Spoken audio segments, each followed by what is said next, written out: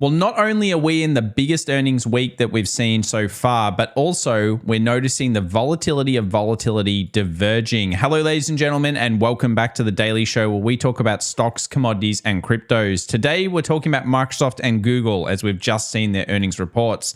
But more importantly, we go over the last 14 years of data to really figure out what this means and why we might need to be a little concerned over the next coming months. We've got the data. Let's go through it right now.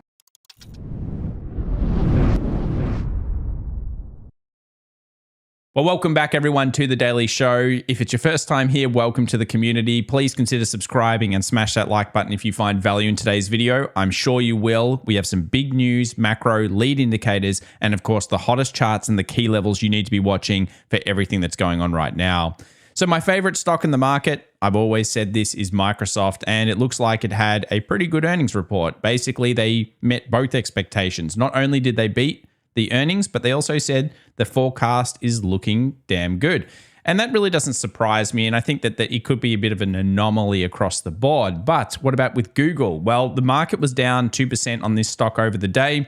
Then we saw the earnings report and it did go up, but then faded near the end. And we ended up actually down around 0.5% on the session, even with the after hours trade. So is this good? Well, it's more about the word AI. I went and posted over on Twitter how many times Google and Microsoft mentioned AI. It's a lot. And actually Google did it more, but it didn't seem to work out for them in the end. Overall, Microsoft's were maybe a little bit more directed towards what the shares liked. But yes, look, AI is the big thing. Obviously, both companies are planning to spend tons of money, and this led to one of the best stocks in the markets right now, Nvidia, also finding some after-hours strength. But is this more of just like a hype train? Well, we look underneath today at the Russell 2000. While the tech market might have gone up after falling through the session, it wasn't so good for the Russell 2000. Actually, it suffered its first, what they call death cross, since January of 2022. This is where the 50 moving average goes underneath the 200. I'm not big. I mean, it sounds really scary, but as we know with these moving averages, actually it isn't really a sell signal. What it does show us, though, is that weakness is across the board. And we'll be taking a look at the Russell 2000 in some detail because really it's the overall economic health that we need to be concerned about here more than individual companies. Let's take a look at the smart money versus dumb money inflows. Well, looks like smart money so far has been correct this earnings season. They've been dumping into earnings. They were moving defensive over the last couple of days, and we saw that when we looked at our previous video. Go back and have a look at that one. It's a great chart, really shows you why we were going for that dump, and we as a community were directly on that one. We really did understand it. But you can see here, dumb money been purchasing into earnings, thinking it's all good. Expectations were set pretty low, but overall the markets came in and overall we saw that selling. But does this mean it's going to sustain? Well, let's take a look at the fear and greed index. We know that's sitting at 57, nothing new here. It's dropped off a little bit. It was 70 only a week and a half ago, now 57. So we're seeing a little bit of the juice kind of coming out of the markets here. And over on Twitter, I posted this particular chart, which was at the start of this video. And this is the volatility of volatility. Yeah, how deep can we go? It's like Inception here. But the VVIX is actually going up quite steadily while we've only seen a small increase in the VIX itself. So implied volatility is falling, whereas the volatility of the volatility itself is actually rising. And while this is a fairly rare indicator, we can go back over the last 14 plus years and say, okay, what's happened to the market in between here? And it's really in line with a lot of what we've been talking about. Lackluster returns from the market. Let's have a look at some of the stats here. So 1 week, 2 week, 1 month, all the way up to 6 months, only 55% of the time is the market bullish. Now, if you know your stats, basically the market should be at least 68% bullish over that period of time, if not a little bit higher. And you'll notice the median positive versus negative is not actually in the favor of the bulls. Only 4.6% return average versus 6 downside, -1 on the 3 months versus -6. So again, not a positive time generally for markets when we see this. And you might think, well, okay, what else do we have going on here? Well, if we get the VIX after the VVIX is at the 3-week high and all these kind of combos, again, just a combo, few reads here, is that okay? Well, you can see what happens overall. And realistically, again, It's just more consistency showing us that there is most likely some type of VIX spike coming. That's what this is showing us. We're probably going to see some increased volatility. And we know this is most likely going to happen because we saw the put right index when we looked at that in the previous video. That was like one of the best strategies this year in 2023, riding naked puts. Now, that's not really a great sign. It shows epic complacency in the markets, and it usually means that some huge event or at least increased volatility is coming. Maybe we just saw the start of that over the last 24 hours. So you might think, well, let's go to safe havens. Let's go to gold. Let's go to treasuries. Let's go to all these safe havens. Well, gold is known as a safe haven. However, even though I love this metal and I'm a big fan, it is not. And if we are going into even a mild recession in the US, gold technically does not hold up very well. So when we see the VVIX here at a 3-week high while the VIX is at a 3-week low, when we get those readings, take a look at gold. Again, very much in line with what we've been talking about. The next 2 months are barely even. And what that's really showing us is that we expect to be in some form of distribution within gold, which is everything we've been discussing. We got a great run. We've been very bullish on gold since last year. We got re-bullish back in after it dropped, and we've been bearish basically for a week and a half. And that's pretty much what we're looking at now. We're looking at distribution while everybody else goes on around how great gold is. I do still have a target for it at 3,000, but remember 3,000 is not happening, in my opinion, straight away. It's going to take some time. Gold's a slower moving asset. When it goes, but when everyone's on it, often it does sit. Now, you might think, well, TLT, Tom, you love TLT. Yeah, I do. I do like TLT very much. And I still think that it is relatively cheap, but actually the stats are pretty nasty for it for the next month. Now, it's really nasty. And again, it shows you that if everything starts to drop off, nothing really is safe. Cash is generally king over these periods of time. And we've seen a huge movement into treasuries over the last couple of days. Yields have come down fairly heavily. We'll talk about that later on the video, and that's been great for treasuries. We know the debt ceiling's coming up. Maybe that will go with some of these stats here, but I want to show you both sides. And look, even though I'm bullish on TLT, sure, this is what the stats say when we get readings like this. So, of course, we're just going to bring them up here so you are at least prepared and you have the information at hand. Take of it what you will and make whatever decisions you're going to. Of course, it's not advice. Let's have a look at SPY breadth. We've talked about this many times, but basically, if you're a new member here or a new viewer, what this is showing us is it's showing us that we have a very similar kind of high for markets with less companies coming along. It's been all about just basically 15 to 20 companies this year. And when we get these readings over the 50-day and the 200-day, as we've mentioned before, kangaroo or at least lackluster returns have followed. And we've got a lot of readings here. This one goes all the way back almost 100 years in terms of data. And here's a huge amount of reads that we've seen before. Again, what we're noticing here is the upside is not great and the downside is probably significant. So I think what's happening here is really it's a mixture of, is it worth taking the risk on the buy side unless you're fast and nimble? And at least the history stats say it probably isn't, considering what the Fed's told us and what the markets are most likely looking towards. And I think that's always an interesting thing. You've got to think about Sharpe ratio. You've got to think about the risk reward is so paramount when it comes to turning your trading, investing, swing trading, whatever, into a business. That's what it's all about. Sentiment, I'm very interested to see where this comes up with later on this week. We will get a new report for this. As we know, retail traders over the next 6 months are very neutral in their stance. We'll see what's happened here with the new read. I will be interested in that one. Because we're in earnings season as well, I just wanted to mention 87% of the S&P 500 will report by, I believe, the beginning of May 5th. And what that tells us is that if we're going to get one of those sell in Mays, which we'll be running the stats on in only a few days on this channel, so make sure you subscribe and follow for that because it will be interesting. A sell in May used to be sell in May, run away, go away, all these sayings. It hasn't happened in a couple of years. It does technically happen for the Australians out there quite a lot into our earnings season here. But yeah, this is a year where I'm spelling out the sell in May. It could really be there.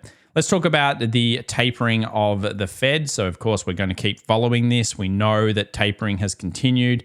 The stimulus that was there from Silicon Valley Bank and, of course, Credit Suisse is starting to decline. Here is my custom chart showing that. And I can tell you as of today, it is right there. So we saw a new lower low. What we're looking for if you're a bear in markets is a continuation down here on this chart. And basically, we don't want that to go up. If that goes up hard, yeah, probably bulls are coming. And I'll continue to update everybody here on the channel because we know that following central bank policies is going to be very important. Speaking of central bank policies, we mention this all the time, but it's very important that we understand that curves steepen, then credit tightens, which should be where we're at right now. Then we usually get kind of like a Fed pause or maybe one more hike and then a pause. And then usually months and months later, which is the difference between the market and what the Fed is telling us right now. Remember, the Fed's saying, oh, we're not cutting till 24. The market's saying you're going to cut at least 2 times this year. So that's where the big argument's going to be. But then even when the Fed cuts, they're not doing it because they're like, oh, the market's great. They're doing it because they're scared of something. And this often does lead to further declines. And here's a great chart. I love this chart. I keep bringing it up for a good reason. And the reason why we know it's coming faster than it was is most likely not because of the lagging Fed hike impacts, but the tighter credit conditions that are now facing so many businesses. In previous videos, we've talked about this. We've discussed this idea that all these fallen angel business, all these angel businesses and businesses that basically make no money are going to have a tough time refinancing. We've moved from a market that's all about, oh, but maybe there's exponential growth to actually questioning the fundamentals. Businesses have to put up. We just saw that with Tesla. Tesla's done well, but it hasn't done exactly what the market wants.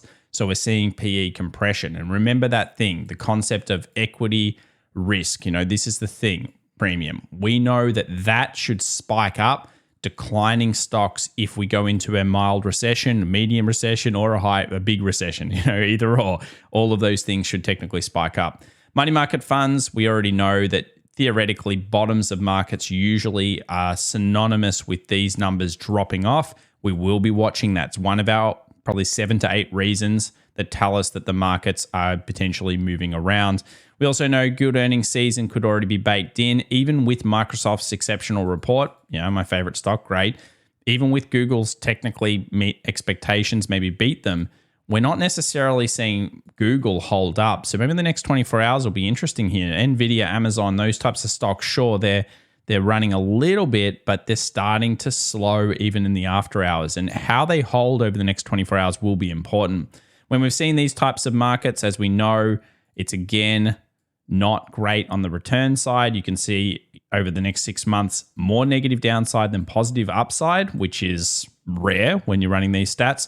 And when you get this in Q1, which is where we are right now, it gets even worse. So we're just throwing the stats at it, and we're just basically saying, well, if the Fed is telling the truth and they believe we're going into a mild recession, things might go a little bit worse than they go better, even though the markets have theoretically been in front of the Fed and absolutely correct now for the last 9 to 12 months. And I think in the next video, we'll discuss that. So stick around for that one because it will be important. Let's jump over to the earnings. As we know, we've got Meta coming out. I keep kind of trying to call it Facebook. I don't even understand this Meta term.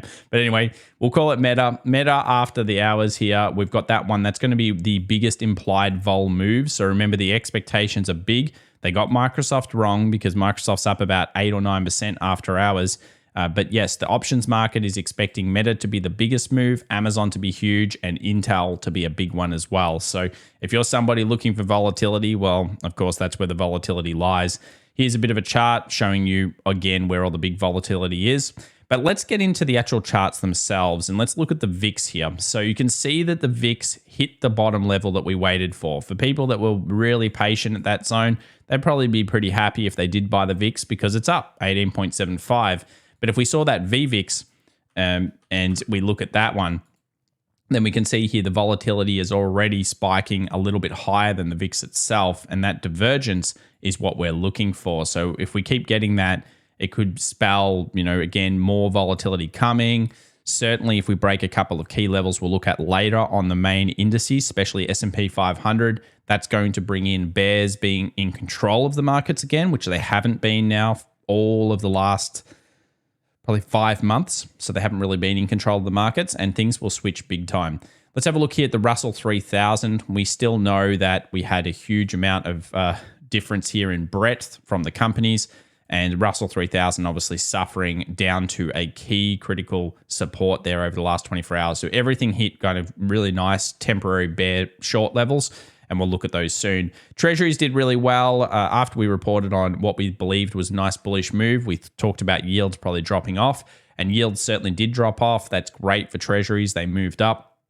And also gold did okay over this as well, which gold really does like usually interest rates going down. But I do think that still we're going to be in a sideways, and we'll look at it soon. High yields were down, even though yields went down, showing us that there is weakness still in the market and still cause for concern. High yields will be something we look at. So that's junk bonds. US 10-year, you can see the decrease here, not underneath 3.32. I guess we'll assess this as 3.3 now, but it's not underneath that level just yet. We will be watching that one very closely. Also, the 2-year, notice it's dropped off. And the curve itself, if we're having a look at that, I'll just show you where December's rates are expected to be at. And as of today, if we took December's rates, we're looking at 4.48. So the market's coming around to this idea that maybe the Fed isn't going to cut as fast, but they're still expecting several cuts by the end of the year. If they don't get it, market will crack it. I'm pretty sure of that. Copper, Dr. Copper, bad day for it. Let's have a look at the daily here. Big sell-off straight into this demand here. I guess it's bearish at this point. We have to think that rallies will be met by sell demand, and we've discussed copper's weakness here for a while. This is good if you're trying to short metals. It's bad if you're thinking the economies are good, because if copper keeps failing, that will not be a positive sign. And what we're looking for is something like this. If you're kind of like a bit of a bear on markets, you want to see copper going down. In fact, if you actually compare this to the SPX, what you might notice here is that oftentimes when copper bottoms off, like it did here, copper made a higher low, the market's made a lower low, and then copper started recovering, it's a good sign. But if copper fails again, the market should come with it. And we've already kind of detailed this January period where you can see here the markets were like, it's all great. Copper was like, I don't think it's so good.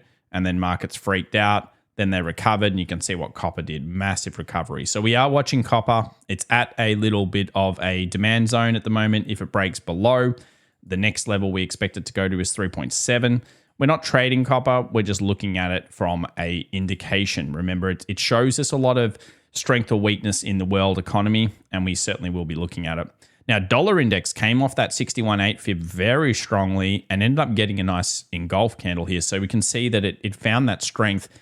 It looks like, even though dollar's back to probably its most traded zone through this range, so therefore maybe some temporary weakness, it kind of looks like the dollar wants to now go bullish. So I wouldn't be surprised at all for it to break this downtrend. Yeah, dollar's looking a little bit better here. You can see the weekly, see the retests, daily as well. You can see how it's testing. I'm not actually trading the dollar here, but if I was guessing, it would probably be towards the bull side after that last 24 hours. We knew buyers had to commit here. They did. We're back at bearishness. Possibly it's something like this. But yeah, I'm thinking maybe the bulls are back a little bit here in the dollar, and certainly it's in a trapped range at this stage. So we'll have to find out what's going on there. Gold came back to a heavily traded zone. You can see it bounced off this trend line again. I'm surprised it actually bounced that heavily. I think it's yields just dropping off, being supported by gold. This is where I expect bears to recommence back into this trade. And if we have a look here at the 2 hour, you can see the trend line. It did come off it. I was not a buyer here. I'll admit this. I was not a buyer here. I don't usually like it when markets kind of make that lower peak and they come and test it multiple times so quickly. So historically, I would never take that trade. But if you did, congrats, it's gone up. It's come back to our heavily traded zone. I expect shorters to commence here if they're going to. And if you want to feel super bullish about gold, I really think it needs to get through 2015. That will be a significant break for it. And it could spell new highs for gold if that occurs. So yeah, certainly a level we're looking at. Stats would probably say it's not going to happen, but stats and TA is what we're looking for. And at this stage, we're just kind of at that little bit of a pretty recognized, I think, sell zone. And if dollar does keep strengthening, then possibly gold will fall off. We'll quickly run through natural gas. Nothing to report here. We've been bullish on it the last couple of weeks, and it's been doing good. And it hasn't come back down to gap fill, and it hasn't done anything in particular. So we're just going to say that's inside. US oil did not go up to our short zone. So you can see here, US oil made a new low, but it wasn't able to get back up in here. I still think sellers commence in this supply. We hit the first supply and we sold that zone, made a new low. If the markets do go up here now, oh, that might mean that oil chops for a bit. With the new evidence of the new low, I kind of have to believe that sellers still commence on this. Demand destruction is in play. That's a new low there. I'm not really all over the oil trade at this point. If you'd asked me yesterday if it had come up to here, I would have shorted it. As of this low, it changes maybe my clarity a little bit here. So therefore, I can see both bull and bearish sides now. I could see it coming up and this just being a hit and then doing something like this. And then at this point, unfortunately, I'd be a little bit confused. So I think with oil, it could be temporary strength into weakness and then maybe confusion. So that's my at least thought process here behind that one. Let's go into stocks, though, where things are getting a little bit more simple. Tesla just doesn't look good. I mean, look at this weakness. So we rally back up and we find weakness again at these levels. So basically, the previous supports became resistance. There's been trade through here. It keeps kind of failing. 145, still a gap fill, still looking for that eventually here on Tesla. I don't see the signs of strength yet. We do have the new low. So this is the low, this is a lower low. If we breach past 166, buyers can then say, okay, well, we can maybe move up here a little bit and start getting some gap fills. I don't see strength in this just yet. Daily looks lackluster, looks really bad. It's the type of daily that generally means there's further weakness coming for the stock. But at least that's the way we're looking at it. We're close to the expected weekly options lows. Remember, that just basically shows us where markets will hold 68% of the time by the week close. If I'm a strong buyer here, if I like buying, I probably prefer this level. But I've maintained that for a long time. And of course, it takes time to get to those zones. I don't really like that daily, though. I don't think it's strong. Maybe it will be, but I would say it's more weakness than strength at this stage. Let's look at Microsoft, my favorite stock in the market. Had a great after hours. It went back up to here. It actually will fill the gap zone that I think it hasn't done before. Yeah, it hasn't got there before. So it'll fill the gap. I wouldn't be surprised to see it get faded a little bit. But look, if you're long-term, I don't really have an opinion too much. I don't like to trade Microsoft because I like the stock too much. So therefore, I'm biased. It's always bull on Microsoft, in my opinion. But yeah, that's the way I kind of look at it. It's a good return. Is it cheap? No. Is it expensive? Probably. But it's I've liked it down in these levels. And in here, I'm just kind of neutral. It's a good return. It's done well. It's gotten above. Look for the daily close, how it ends up holding. And yeah, it was obviously a surprise to the markets. Otherwise, it wouldn't have been down. Google's a little bit different. So it went down around 2.03%, then recovered up higher, and then it ended up here. So this is the aftermarket trade. So nothing going on with Google. I could see it seriously fade the level. It wasn't a strong breakout. It wasn't, the market didn't love the return, clearly. Otherwise, it would have gone, very, very strong. I'll just put the watermark on here so you can see it. But yeah, basically, this chart's not showing us anything. I just thought I'd bring it up because it was one that was coming through. Let's move over to the XJO. So the Australian market's holding up better than you'd expect, considering what copper did. It kind of front-loaded a bit of the sell.